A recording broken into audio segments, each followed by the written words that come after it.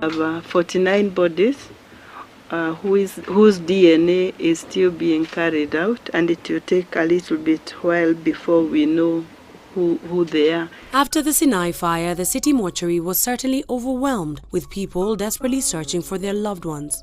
The process of profiling those who perished went on for days as relatives and friends flocked to the morgue to help identify their loved ones.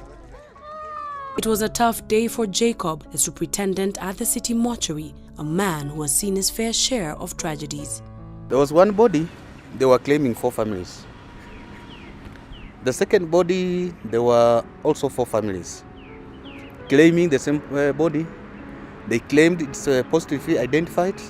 After carrying out the postmortems, the DNA samples were also taken. Now, I was surprised. Those who were crying loud that the body was theirs. It's only one family that was claiming the right body. The other second family, it was a Luya versus Luya, Kikuyu, Kamba, and Luo. Now, when they were claiming one body, it came out clearly after the DNA, the body belonged to a Kikuyu. Survivors of the fire were put up at the Tomboya Hall on Jogo Road, where they were offered temporary shelter. It was then that the stories of fraudsters began to emerge. The Kenya Red Cross was the first to report that the number of people who were pretending to be legitimate victims of the tragedy was increasing each day. On September 14th of 2011, over 200 individuals were ejected from the tracing center after unsuccessfully attempting to profit at the expense of innocent victims left homeless. Meet John Kimani, who we found shuffling between the Kenyatta National Hospital and the city mortuary. This has become the norm for him as he searches for his 21-year-old son, Peter Kamau. My son was 21 years old.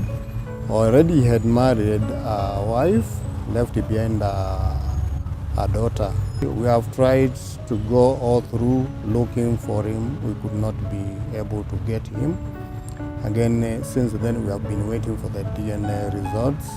Every now we come, we are told they are still on process. It seems as if it is very hard to them to help us. Up to now, we are waiting for the DNA results, of which we don't know how long it will take. And when we go to them, they tell us they don't know how long it will take. Actually, we are really confused. John's daily routine is a search for his son and seeking closure for his family.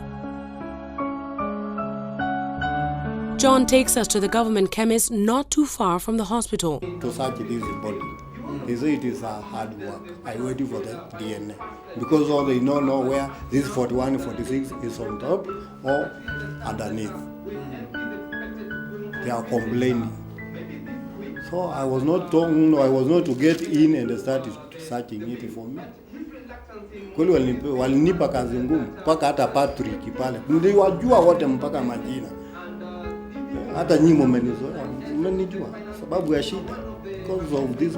To help in the identification process, the Kenya Pipeline Company then went ahead and donated reagent testing equipment for DNA testing. John Kimani is just one out of over 40 people who are missing their loved ones. I promised to visit him the next day.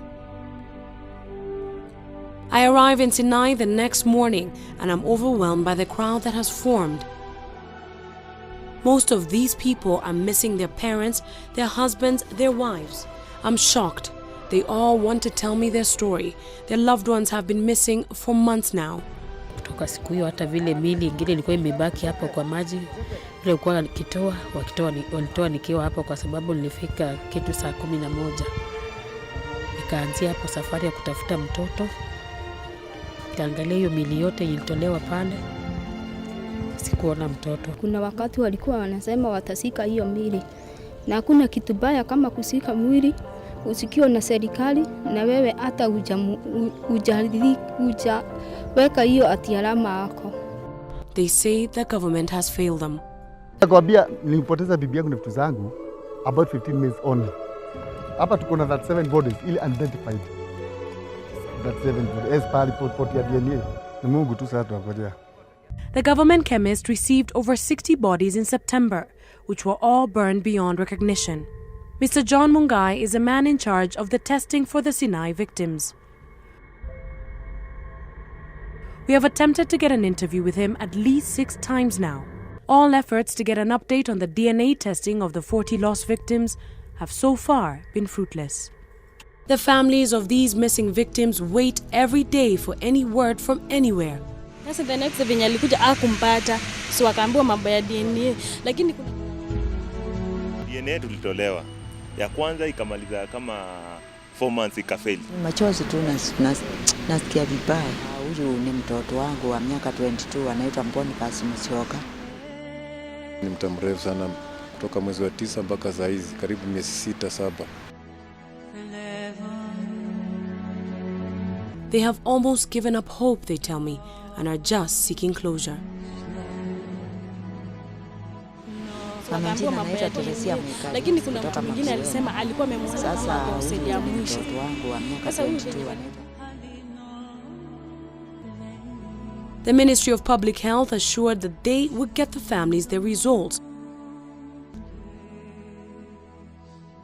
It has now been months, and there has been no word yet.